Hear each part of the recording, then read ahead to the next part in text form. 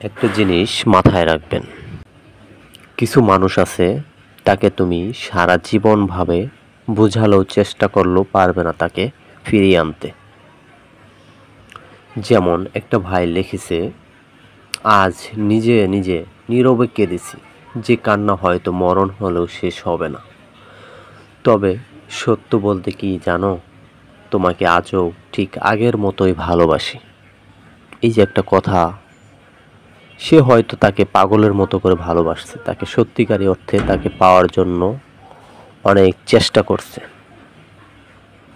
হয়তো যেই মানুষটাকে ভালোবাসছে সেই মানুষটা ভিতরে কোনো স্বার্থ আছে, কারণ সে হয়তো অন্য বড় কোনো জিনিস চাইতেছে, হয়তো তার থেকে তুমি কমতি আছো, এই জন্য সে তোমাকে চাইতেছে না। তুমি হয়তো পাগলের মতো চাইতেছো, তার ভিতরে স্বার্থ আছে, সে চাইতেছে আরো টাকাওয়ালা, আরো সুন্দর অন্য কোনো কিছু।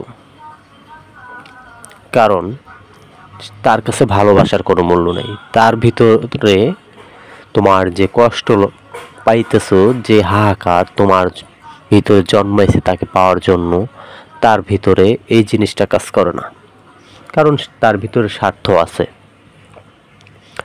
যদি স্বার্থ থাকে সেই মানুষকে কখনো বিয়ে করতে নেই, সেই মানুষকে কখনো জীবন সঙ্গী হিসাবে বেছে নিতে নেই, কারণ সে স্বার্থের জন্য সব কিছু করতে পারে।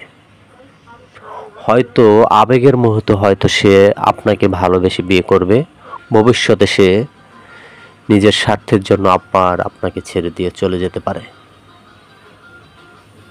এই জন্য জীবনে জীবন সঙ্গী হিসাবে বেছে নিতে হলে যার ভিতরে স্বার্থ নেই, স্বার্থহীন মানুষের ভিতরে মায়া এবং মানুষের দুঃখ কষ্ট বুঝে, সেরকম একটি মানুষ জীবন সঙ্গী হিসাবে বেছে নেবেন।